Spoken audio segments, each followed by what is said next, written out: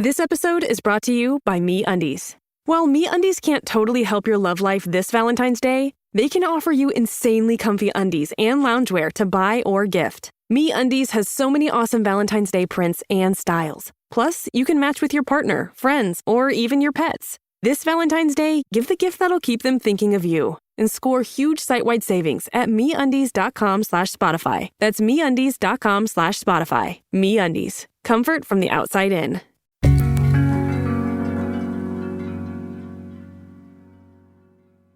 Earlier this year, I went on a local public radio show called Boston Public Radio to talk about love letters. I told the hosts, Jim Braude and Marjorie Egan, that our theme for Season 8 would be love and money. The conversation soon led to prenuptial agreements. Jim was anti-prenup, or more accurately, he thinks it's weird to negotiate the end of a relationship before you even get married.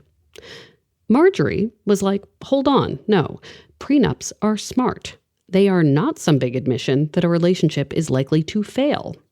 For what it's worth, I was with Marjorie on this one. Where are you on the prenup? I have to say, I've never been able to wrap my arms around the notion. You say, I love you, I want to spend the rest of my life with you, and by the way, sign on the dotted line. Do I think there's a need to have a prenup if you're 20 and have nothing? Probably not. When you're older, second marriage.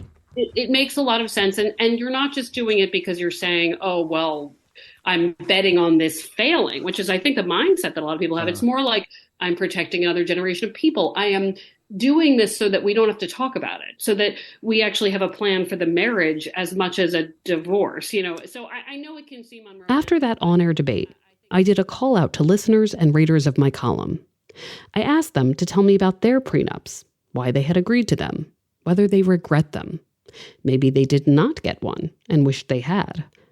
I got some good stories back, but one of them, it really stood out. From the Boston Globe and PRX, this is Love Letters. I'm Meredith Goldstein.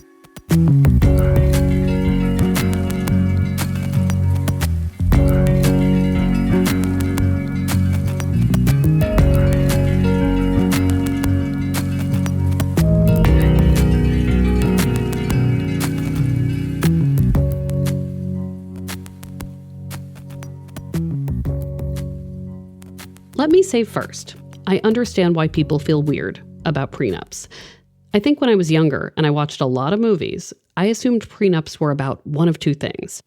Either a rich guy trying to protect his money, or the only defense against a con artist, faking love to get wealth.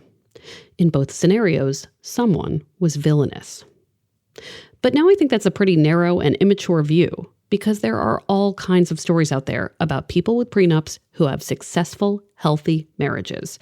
Marriages may be even made stronger by this legal agreement they made at the outset. That's why I was drawn to this email I got from a man I'm going to call Nick to protect his privacy. In the email, Nick told me that his prenup is foundational to his marriage. He wrote, "Our prenup helped make our marriage possible, and we're going strong 8 years in." The more I read, the more I realized I wanted to talk to Nick, but also to Nick's wife, whom we'll call Anne, because in a lot of ways, this is really her story.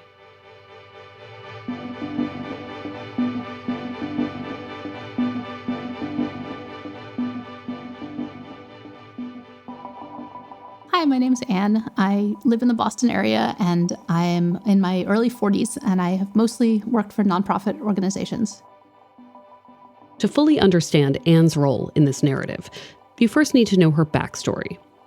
Anne grew up in a New England household with married parents and a sibling. She loved playing music, running around the yard. She had close friends. Her family was pretty comfortable, financially speaking. I went to private school as a young kid from kindergarten through 8th grade, and then I went to public high school in kind of a wealthy town, though, so I always got the impression that my family had enough money and, wasn't worried about it, didn't have to worry about it. I occasionally felt guilty about the cost of private school that my parents complained about, but yeah, generally I was not worried about money as a kid. When you were a kid, what did you think your adult romantic life might be like? When I was a little girl, I thought I was going to meet Prince Charming and fall in love and get married and everything would be perfect. And then as I got older, I noticed that the adult couples around me didn't seem to be like that, and that there are especially some really hard things about being a woman, especially a woman married to a man. I discovered that I'm bisexual, and so I just wanted to, as a teenager, I just wanted to throw out the whole idea of marriage and the traditions surrounding it. I just was not interested.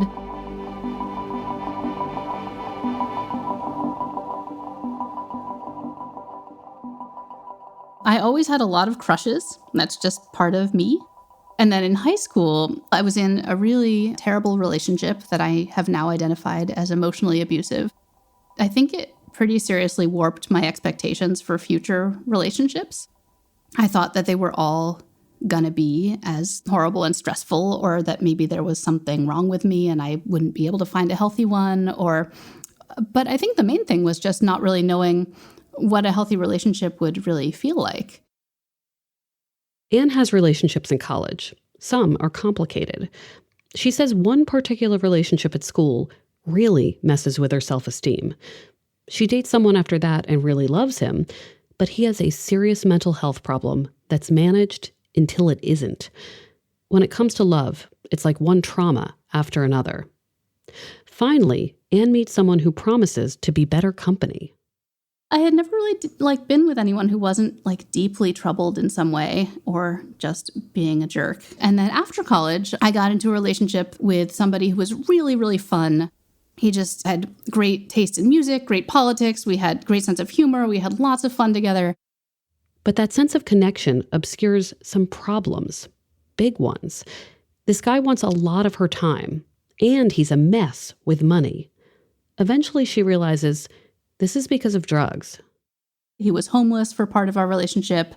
And, I had a job, but he was always asking me what time I was getting off of work and where I was going, and wanted to meet up with me every single day.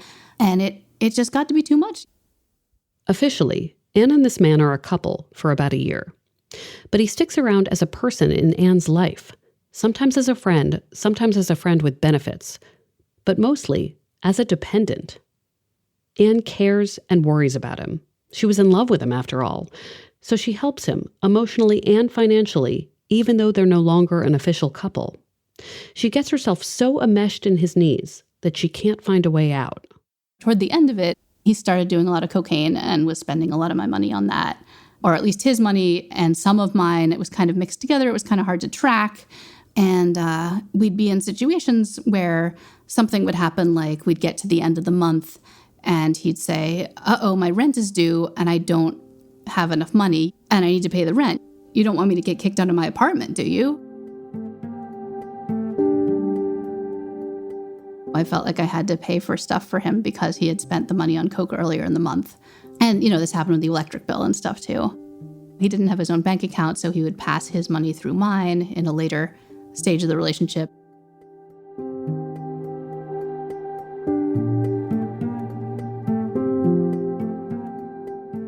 Anne dates other people during this time. At one point, she falls for a woman who doesn't want to be in a relationship with her. There are other almosts, but it probably doesn't help that Anne is so tethered to her ex. She feels a little trapped. It's about 5 years into this uncomfortable, undefined relationship with the ex that Anne connects with someone different, someone with potential. Enter Nick. Anne and Nick actually already knew each other through their shared faith community. They'd even gone out once. We went on one date and things kind of fizzled. We realized we were 10 years apart in age. I told him I was mostly gay because I was trying to scare him off. The age thing was an issue for Anne. She was 26 and he was 36 at the time. But also, he was a nice guy with no real obvious problem. Anne, at that point, hadn't really known what to do with that. She'd been conflating sparks with drama because that's what she was used to. I didn't really feel like there was much chemistry. Some of the thoughts I had were, I would never have to take him to the emergency room. There would be nothing, there would be no events happening. What would we talk about? A year and a half after that first fizzling date, though, it's 2009. Anne and Nick hang out again at a contra dance event. That's a type of folk dancing. Anne had seen Nick over the years, and she had thought about him. And so You reconnect. Talk about that. As we were dancing together, we were kind of looking into each other's eyes, and I had been thinking about him and he'd been thinking about me. And I just, all of a sudden, I felt that there was chemistry. It was the way that he held me and moved and looked at me. And yeah, I just started to find him attractive, basically.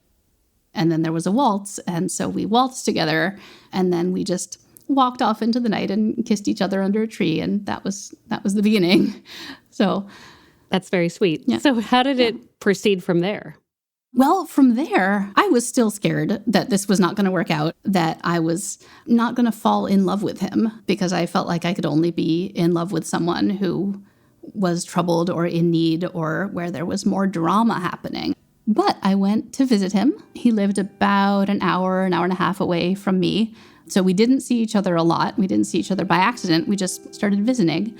And slowly, over the course of a couple of months of visiting, I started to really be able to imagine what a relationship with him would be like. And I really liked it. It was a really beautiful thing.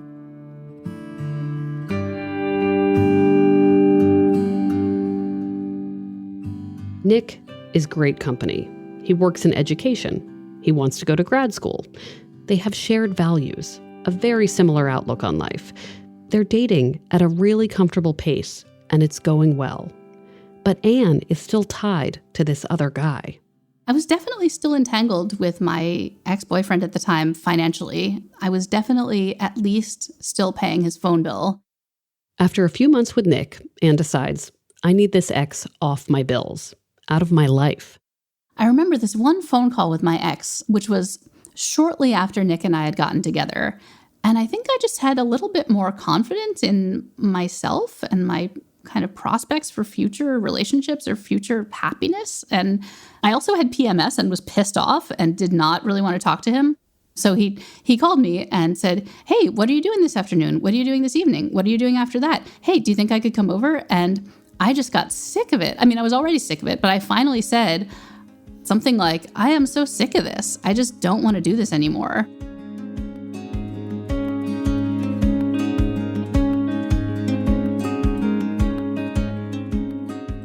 I think he didn't call me again after that. I think also knowing that Nick was there was a part of the reason that he kind of finally let go of me a little bit.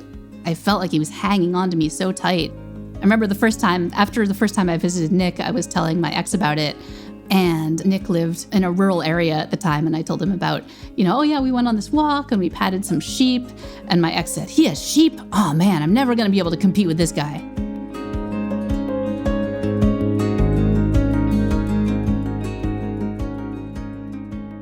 The paperwork thing with a phone is a hassle, but Anne gets her freedom, the financial kind and the emotional. She's in a new relationship that feels healthy. Nick is great. He does live near sheep, and all is good. But what happens when things get more serious? When Nick looks at Anne and says, let's take the next step. How does she respond? After all, she's just won her independence from the last guy.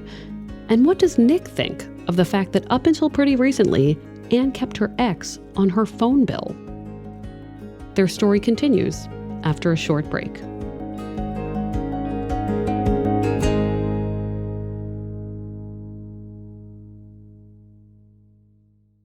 Here at Life Kit, NPR's self-help podcast, we love the idea of helping you make meaningful lifestyle changes. Our policy, don't be too punishing on yourself or too grand in your goals, which is why we've got shows on how to help you make little nudges to your behavior and create habits that stick. Join Life Kit to get the tools you need. Listen to the Life Kit podcast from NPR. Ryan Reynolds here from Mint Mobile. I don't know if you knew this, but anyone can get the same premium wireless for $15 a month plan that I've been enjoying. It's not just for celebrities. So do like I did and have one of your assistants switch you to Mint Mobile today. I'm told it's super easy to do at mintmobile.com/switch. Upfront payment of $45 for 3-month plan, equivalent to $15 per month required. Intro rate first 3 months only, then full price plan options available. Taxes and fees extra. See full terms at mintmobile.com. Okay, we're back. So it's 2010-ish, and Anne and Nick are falling in love. They've reconnected at a dance. They're mini long distance, visiting each other from about an hour and a half away. At what point did you know this could be something serious and more permanent? I think that didn't take that long, actually. There were a few months at the beginning where I was thinking, like I really need to be responsible and not break his heart because I don't want to get married. But that didn't last that long. Like after a couple months of just visiting each other and just feeling so good around each other, I felt like I could start to just see another way, see that I could actually be in a happy, healthy relationship that could last. So we first started talking about marriage about a year into the relationship. And about a year later, we started talking about the possibility of marriage. And I was telling him, like, no, like, I have all this baggage about marriage. Like, it's just, I don't know if this is going to work. And he was telling me about how he thought marriage was actually kind of a beautiful thing. And it started to just help me imagine that could be possible for me. For his part, Nick is learning more and more about Anne. She is really open about her history, which helps. One day, early in their courtship, they're hiking a local mountain, and Anne mentions taking her ex off her phone bill. In this moment, it dawns on Nick just how complicated Anne's relationship with his ex has been. He could judge her for giving too much, or consider her choices irresponsible. It's a lot to consider. Here's Nick. We both are very, honest and open with each other.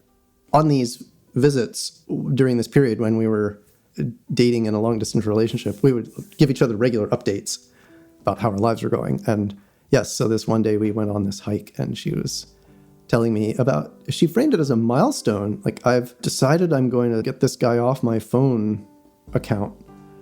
And, I didn't know what to make of this.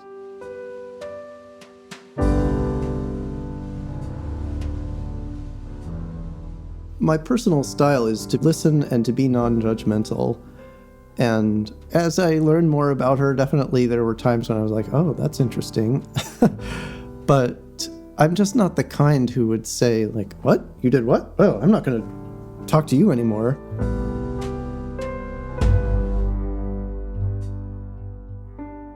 Part of Nick's empathy comes from his own background. He went to an all-boys school. He was a late bloomer with romance. When he met Anne, he'd had one previous long relationship with a coworker, but he ended that when he felt pressure. Nick's difficulty with relationships, he says, stems in part from him being a survivor of sexual abuse. So Anne's need for a slow pace actually suits Nick.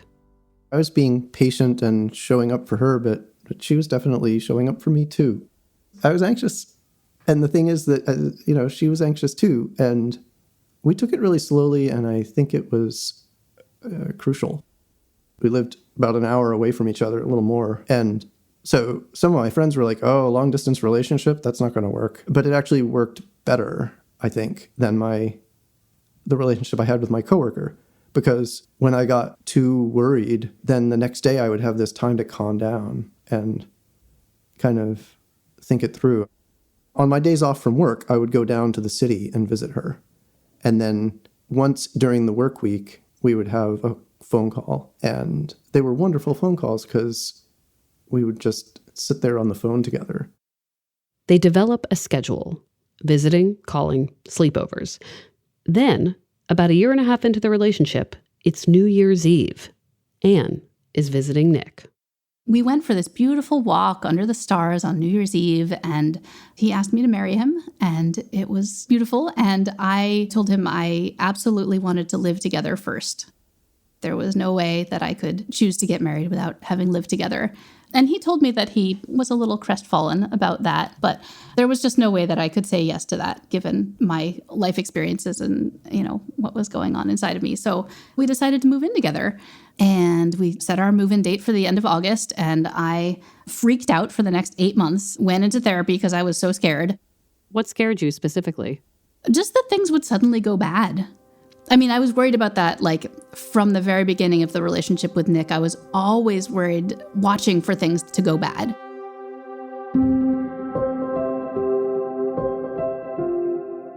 When's he going to start being mean to me? When's he going to start asking me for money or for any kind, sexual things or any kind of thing that I didn't want to do? Like, when's that going to start? And it never did, but I was always waiting for it.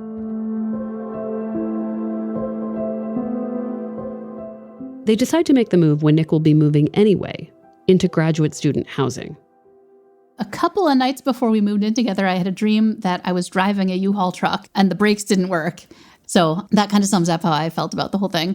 But then we got there and we set up our house, and every night we were making something for dinner and sharing it together and sleeping in the same bed every single night and getting to just snuggle every single night. It was so sweet.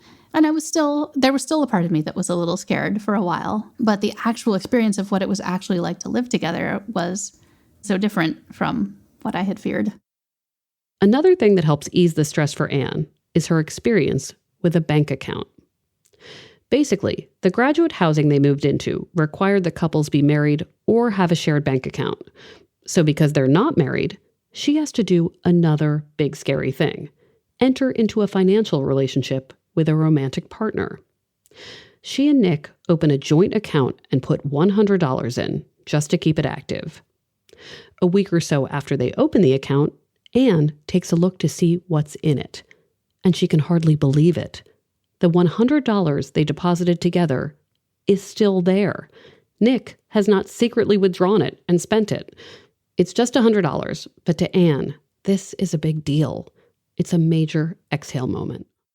After that, we decided that we were each going to contribute equally to the joint account. And for a while, it wasn't even a set amount per month necessarily. It was just, the account's running low. Let's put in some more. Okay, how much do we put in? And we would each put in the same amount. And then we were living together some months later, so we knew that our rent had to come out of there. So we calculated how much to put in. But we each maintained our own bank accounts and were getting paid from our jobs in our own bank accounts. And we just contributed to this joint one together. It takes about a year for Anne and Nick to be able to start planning a wedding. Anne, though, is still a little reticent, having been so scarred by her past relationships. It was just another way that I could imagine being taken advantage of or losing my autonomy. And this is when they start talking about a prenup.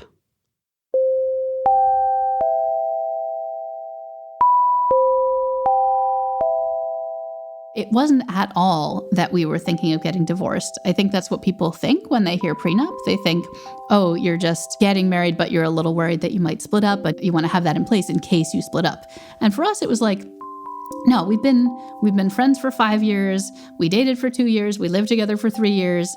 Like, I was not going to marry somebody without being really, really sure that it was the right thing to do.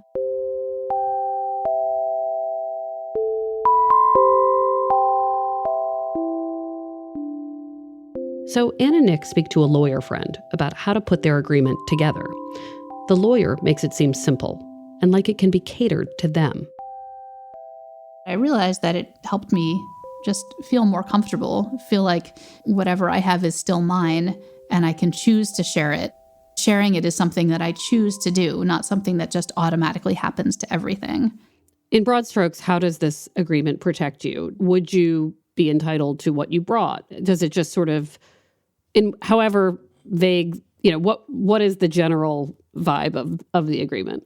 Yeah, so the agreement is basically that if we were to split up, that we would each keep anything that was ours, anything that we had in our own personal bank account, any inheritance from our families that we, acquired during our relationship. If we then split up, it would go to the person who inherited it, not be split equally among the pair.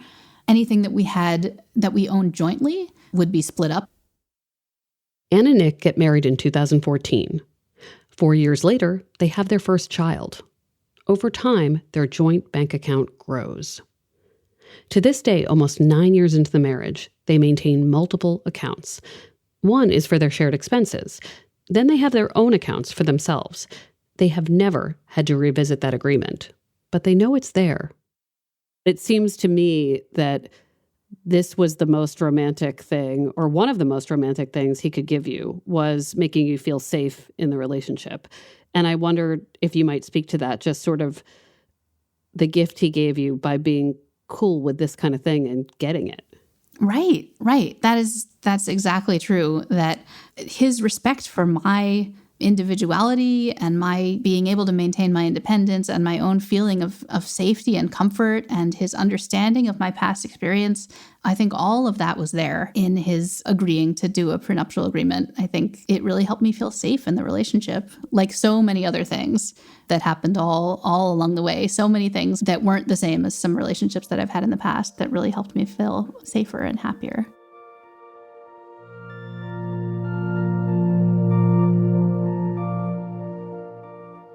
It was one more step towards trusting each other more and being closer with each other.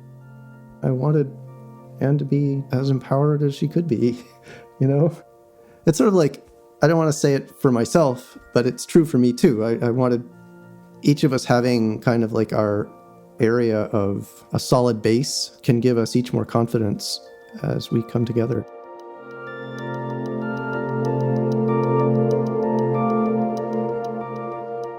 Anne and Nick's story confirms for me that prenups can actually be very romantic. It's not necessarily about two people starting out on marriage and already contemplating a split. It can be about two people like Anne and Nick who are sensitive to their partner's needs, histories, and fears. Two people who are choosing to show up for one another in a clear and defined way. I really want to ask the both of you together, how do you think having that prenuptial agreement made your marriage stronger? More confidence. Yeah, I would say that I feel safer from, I'm always imagining bad things that could happen. And so this is one set of bad things that will not happen. I think it also just affirms each of us as individuals within our marriage. One of my fears that I had about marriage was losing my own friends and interests and activities and, being really afraid that a partner wouldn't respect that. And so this is just one of many, many ways that he's shown me that I still get to be my own individual within our marriage. What are you saving for that's fun right now together? It would be so nice if we could save for fun things right now, but we just bought a house and we're tapped out. But that's way beyond fun. That's our life. That's our home. The day you closed on the house, how did you feel? So joyful. We did go out to eat. We did, which is a little bit rare. We went out to eat without our kids. Yeah. Yeah, I felt really joyful and I felt a sense of stability, especially with the pandemic. We moved twice in 2020 for just pandemic-related reasons, and feeling like this was a place that we could settle and just live maybe for the rest of our lives. Mm-hmm. Just felt really calming and stable. And I also just feel incredibly lucky to be able to do that. Yeah, me too.